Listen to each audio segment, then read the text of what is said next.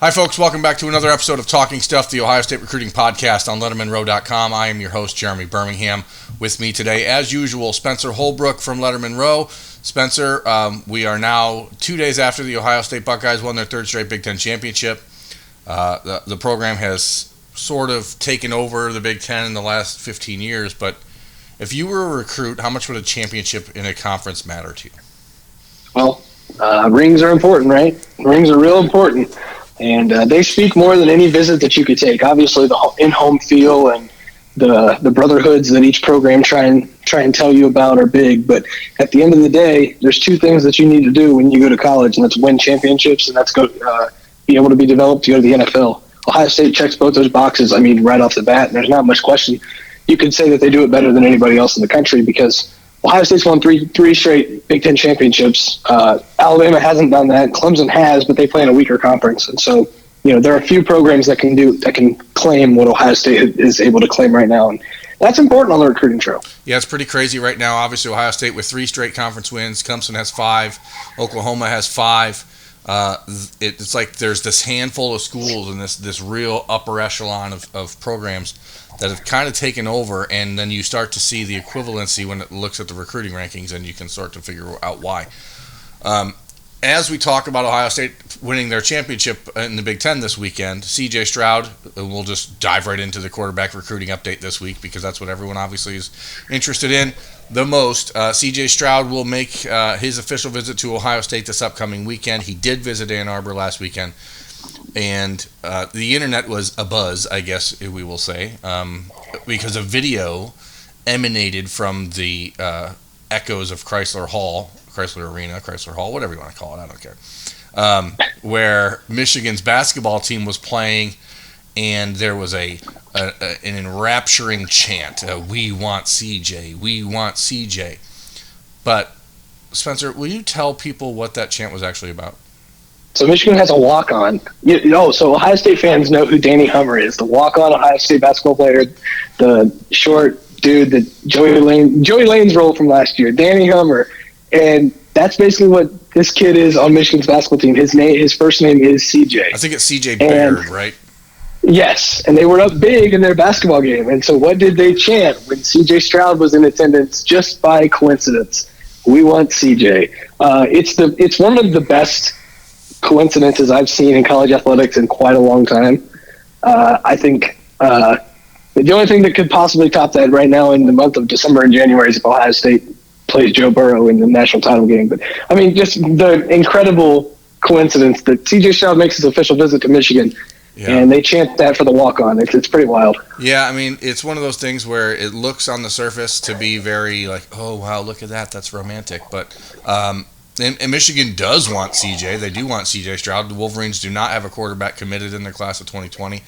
But I don't think that chant, whether or not it was aimed at a walk-on basketball player or a prospect visiting from California, is going to change much in this recruitment. There's been no real buzz coming out of Ann Arbor yet about this visit for CJ Stroud, and I think that's expected. He's a very quiet kid, very reserved, private.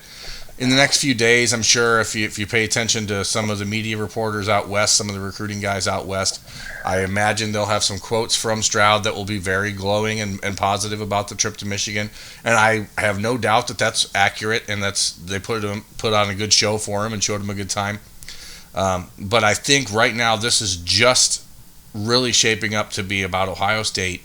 And if this upcoming weekend, if the Buckeyes can show C.J. Stroud the plan for him and his future, knowing that Jack Miller is committed and how that competition is going to work out in the next couple of years, and then show C.J.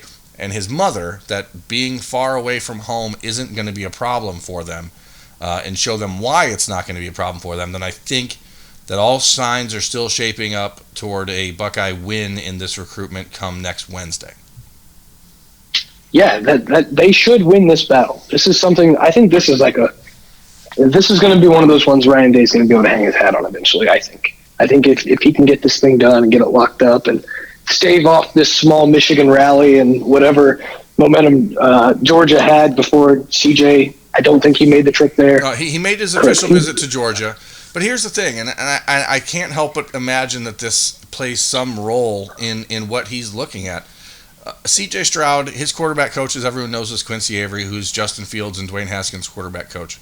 Justin Fields went to Georgia for a year and transferred, and now he's at Ohio State where he's winning, MVP of the Big Ten championship game and throwing 40 touchdowns against one interception.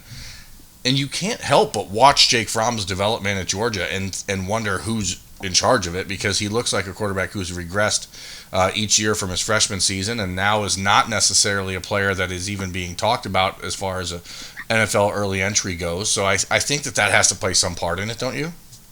Yeah, for sure. And you can look at everybody who's competing for C.J. Stroud other than Ohio State. And I will say this. It's hard to compete with Ohio State at any position. Ohio State churns out pros at every stop. But especially at quarterback, development is everything. And it didn't seem like Shea Patterson developed the way Michigan would have liked him to. It does not seem like Jake Fromm has developed the way everyone thought he would after he damn near won a national championship as a freshman. Yeah. And so the two schools and programs competing for C.J. Stroud with Ohio State cannot lay claim to the development of quarterbacks and the proven track record of Quincy Avery quarterbacks quite like Ryan Day can. Yeah, and USC is still involved in this mix as well, and I wouldn't be surprised if Stroud ends up making an official visit to USC, like maybe a day or two after he returns from Ohio State, just to compare it for him and his mother. Plus, it's right down the street, so he can get there and do like a Monday, Tuesday.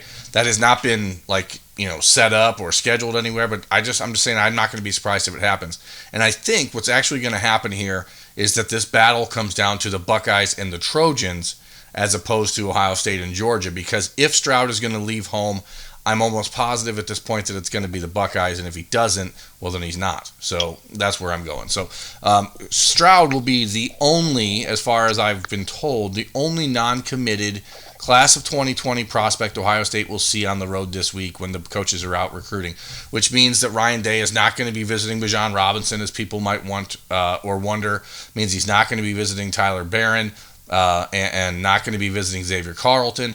So those are things to keep an eye on. Xavier Carlton's not going to make a decision until February, so if the Buckeyes do want to kick the tires on that coming around after the early signing period, they're going to have a chance to do that. But I think it's interesting to keep an eye on Bijan Robinson, who to this point has been planning on signing early, but I don't know if, maybe this is where the skeptic in me comes out, but knowing that all those changes are happening in Austin with the coaching staff, I don't know that I would trust that they weren't going to fire the coaches that were recruiting me after signing day if I was Bijan Robinson. So I'm saying, and this is just me speculation, that he might decide to wait until February, and that would throw a serious wrench into things. Yeah, that would kind of almost tell you that he's willing to open it back up. And we know how Ohio State fans are. We don't want to give Ohio State fans too much optimism here because, they obviously really want Bijan Robinson. But, yeah, speculation isn't always a bad thing, especially in this circumstance. Yeah, and the Buckeyes are basically just going to roll the dice. If he signs next week, then, it was never meant to be anyway. If he doesn't, then you have 5 or 6 weeks for Ryan Day and Tony Alford to try to make a push and, change things one more time towards signing day. But signing day in February. So we'll just go there. The Buckeyes coaches are on the road. They're going to see this week commitments. They're going to see players who are enrolling early. If you go to lettermenrow.com Monday morning, I did an update on the 13 players that are expected to enroll early for the Buckeyes, and that list also could include C.J. Stroud if he picks Ohio State. So 14 players in this class are enrolling early, and that is the priority for the Buckeyes coaches this week as they're on the road. So we're not going to spend too much time talking about where they're going here or there because I'm telling you, they're just going to see commitments. They will see other players in the class of 2021 if they're nearby, but when Brian Hartline goes out to Washington to see G. Scott this week, he's certainly going to make a trip over to Steilacoom to try and visit with Emeka Ibuka, the 5-star receiver out there. So, they're going to try to tie those trips together, but for the most part, this is a coaching staff that's going to see players who are committed, make sure that everyone is ready for signing day, make sure that the early enrollees know exactly what's coming and what's expected, and that's where we're going to go from there. So we're going to take away, and we talked about this position preview, position breakdown, position review, whatever you want to call it, for signing day.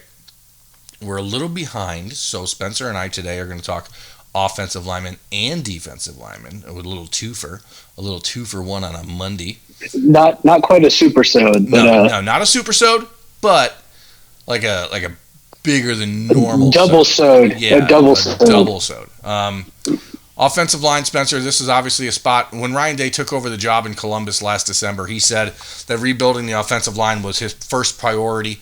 The Buckeyes went out and did that. He actually added from the time he took the job on December 4th through signing day in February, he added Enoch Vamahi and DeJuan Jones to a class that also included Ryan Jacoby and who else was in the 2019 recruiting class on the offensive line? I just started. I don't know. It doesn't matter. They ended up adding Jonah Jackson to that group as well. So they went out and they really did a good job of revitalizing an offensive line group that was sort of stagnant and numbers that were pretty low. And then they really kicked it into gear in 2020 with 6 offensive line commitments in this class, highlighted, of course, by Paris Johnson, the 5-star from Cincinnati. Yeah, and they're just kind of paving a trail for offensive linemen right now. You're seeing the offensive linemen be developed better right now at Ohio State. You're seeing offensive linemen come through and have a chance to play early. Look at Josh Myers and Wyatt Davis. But then you also see a guy like Jonah Jackson. He comes in 1 year after being at Rutgers for a while, and he has an immediate impact. You've seen the progression of Thayer Munford. You can even point back to, and I always use this one as an example, you look back to the progression of what Billy Price was from a freshman on that national title team till the time he was a senior, and he won major awards. So they can really hang their hat on a lot on that offensive line right now. And with those 6 guys coming in, I wouldn't be surprised if there's another big hole in 2021. But this 2020 group has a good chance to be pretty special, I think. Yeah, outside of a mass exodus from the offensive line, and by that I mean that Thayer Munford, Josh Myers, and Wyatt Davis all leaving for the NFL early after the season, as they could do. I don't expect them all to go, but I certainly think one of them, or maybe 2 of them, will test the waters. But I think Paris Johnson is in a position to be in the 2 deep from the minute he steps on campus. He's one of the guys that's enrolling early. The other early enrollee in this group of 6 linemen is Luke Whippler from Montvale, New Jersey. Luke is an interior guy.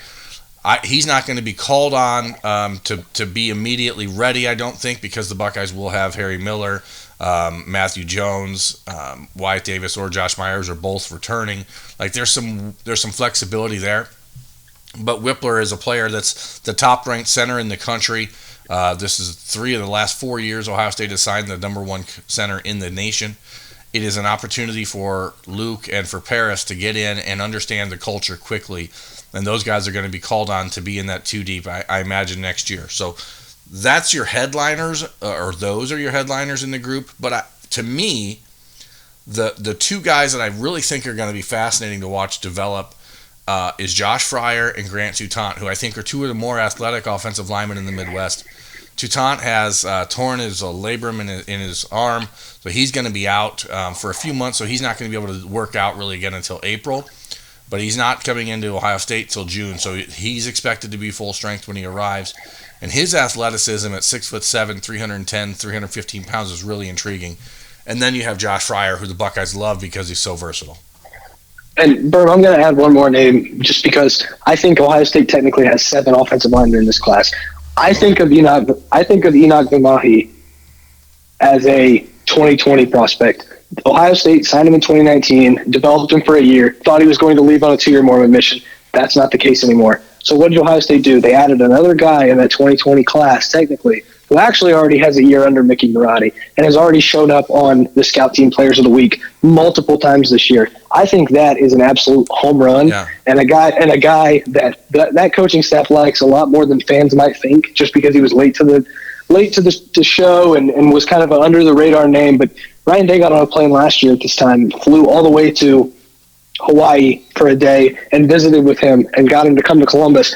And for him to stay around with that 2020 group and kind of start over again as another freshman, but already have a year in the system, I think that's huge for the development of this offensive line across the board. Yeah, Enoch was a guy that decided to skip on that mission, but I think for Buckeye fans, you're just starting to see him find some playing time. He came in June, as you mentioned, but he was also really kind of light when he arrived in like the 265-pound range. And I think seeing him at in Indianapolis at the Big Ten Championship game, he looked like he's really gotten into that 285, 290 range, and he's starting to look the part. So, the other 2 offensive linemen in the class outside of Toutant and Fryer, are Jacob James, the offensive guard from Cincinnati Elder High School, and Trey LaRue, who's a massive 6'8", 340-pound lineman who I don't know where he's going to play if he's a guard because he doesn't have the feet that like DeJuan Jones, who's really large. DeJuan has a little bit better feet and a little bit better athleticism. So I'm interested to see how the Buckeyes use LaRue as he starts to develop. He's a guy that I don't expect to contribute next year.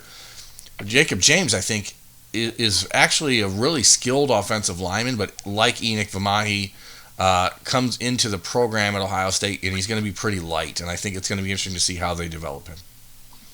Yeah, that'll be one of the biggest tests for Greg Studraw. If you want to see what kind of developer he is, you're going to be able to point to those two guys right there, and if they become successful Ohio State offensive linemen, you're going to say, okay, this guy is very, very talented when it comes to developing offensive linemen. Because like you said, they're both pretty raw guys. You know, Jacob James is really light.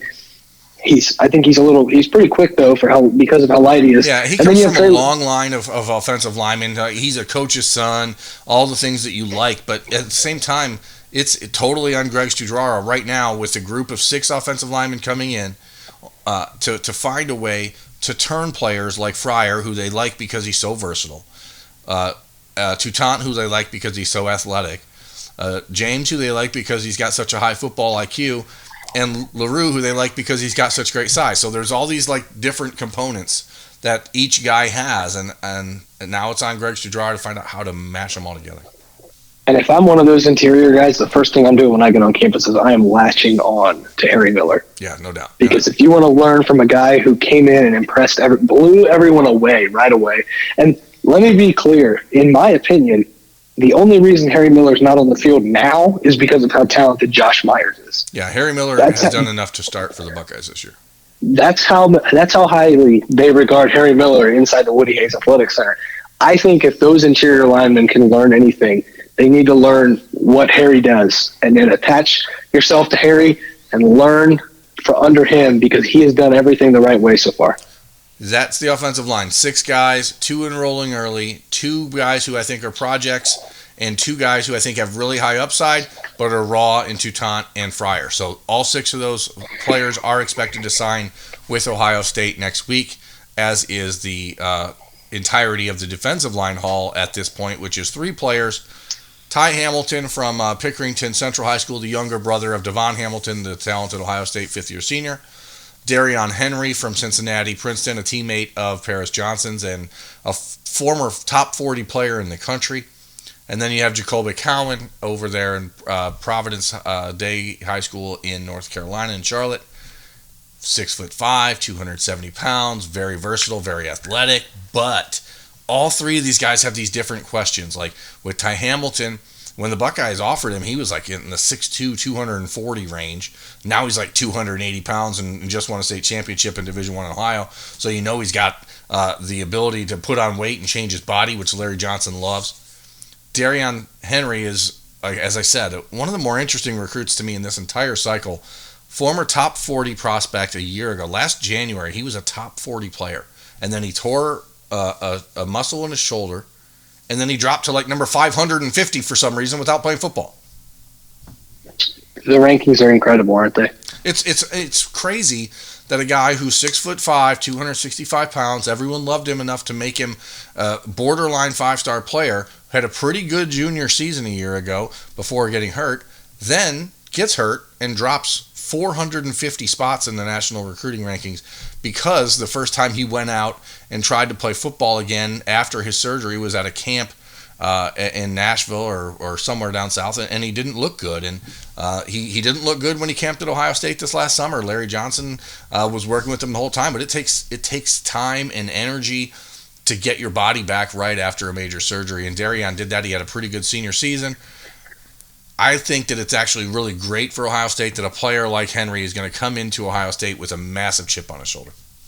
And make no mistake, he uses that too. We talked to him in the summer. We went and saw he and Paris Johnson, and Paris knows that he uses it as some talking points, and Darion Henry knows that he uses it as some motivation because he knows how close he was to being on that 5-star level, and then all of a sudden everything kind of just fell out from under him, and there was no reason for it at all. He knows what kind of player he is, and I think he can be a really talented guy for this team. Jacoby Cowan's a player who was similar in that respect. He, again, as I said, 6'5", 275 pounds. Both those guys are fitting that mold of a defensive end that Larry Johnson wants, and that means a defensive end who can also slide in and play 3-tech in that 6'4", 6'5" range, 275, 280 pounder that can do all things. Jacoby is another one who was very highly ranked. Now he's in the middle of the road. He's a 3-star, I think, on Rivals.com. The big knock on him is the competition he plays against in Charlotte, and then the motor. Some people have seen tape on him where he just didn't really look like a guy that was giving it his all. And that's something that Larry Johnson will have to coach out of him. But the physical talent, the raw talent is certainly there. Jacoby Cowan was a player that Urban Meyer was really high on before Meyer left the Buckeyes program over in Ryan Day's hands.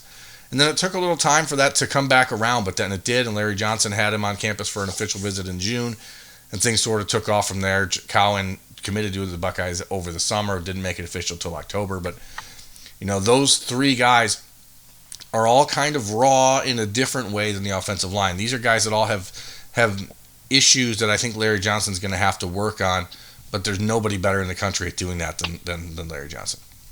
And the thing I always like to do with these guys is just give kind of a reference point on where they, who they might remind Ohio State fans of. And a guy who came in this year with people questioned his motor, didn't know about his work ethic, was Antoine Jackson. And if I'm not mistaken, Antoine Jackson was on the field like in the first quarter of the Michigan game because of his progress. So if Larry Johnson can get the best out of somebody, point to Antoine Jackson and say, "Wow, that's a guy that bolted on Larry Johnson the first time, didn't commit to him, came in after going to community college, and now is a contributor on a team that has a chance to win a national title." Jacoby Cowan, if anybody has questions about his motor, I think those would be wiped away fairly quickly under Larry Johnson because he just has that ability to get those guys to do everything. And one last thing I want to say about this defensive line. I think it's interesting that not one of these guys has a complete set position. Yeah, that's what they want. They look for that positionless type of player at this point along the defensive line, and I think that sort of versatility is key right now across all levels of the defense. Ohio State with the bullet position, you're looking for guys who can play linebacker and safety. You're looking for guys who can play safety and corner. You're looking for guys who can play rush end and outside linebacker. So it's just the way football is changing into this almost positionless sport similar to basketball. I'm going to wrap up the defensive line recruiting talk here as we finish up talking stuff on Lettermen Row. Next week, signing day, as I said, you will see a decision made from Tyler Barron, the 4-star defensive end from Knoxville, Tennessee. I think Ohio State's running third in that battle behind Kentucky and Tennessee. I don't expect it to be Ohio State when he makes his decision next week. But then the Buckeyes will have to decide about Xavier Carlton if they're going to continue to push and try to bring him east from Utah. Made his official visit for the Penn State game. Big-time prospect, 6'7", 245 pounds. High upside guy, good motor, a lot of talent, gonna be a difficult lure out of Utah. And with the return of Jonathan Cooper, with the switch of Cade Stover to the defensive end position from linebacker, right now Carlton is a luxury, not a need. And so I think for the Buckeyes, what they'll do is reassess where things are after the season is over, knowing that they have time to go out west and sit down with Carlton for an in-home visit in January if they need to do it. So that is where we're going to wrap up this edition of Talking Stuff, the Ohio State Recruiting Podcast on LettermenRow.com. That has been Spencer Holbrook. Joining me on the phone, I am Jeremy Birmingham. Thank you for watching. Thank you for listening. Please rate, subscribe, like, all the other things that the internet suggests that you do and that suggests that we ask you to. So thanks for watching. Thanks for listening, folks. And we will talk to you again next time where we'll preview the linebackers and probably preview CJ Stroud's upcoming official visit to Ohio State because we can't ever not talk about the quarterbacks. Have a good one. Thanks for watching. Subscribe below to get the latest videos from Lettermen Row. We got Letterman Live, we've got the practice report, we got rapid reaction. Hey, and we got Buck IQ with Zach Bourne. For sure. We got recruiting breakdowns with Berm. We got whatever you need. Ohio State football and Ohio State athletics, we've got you covered here at Lettermen Row.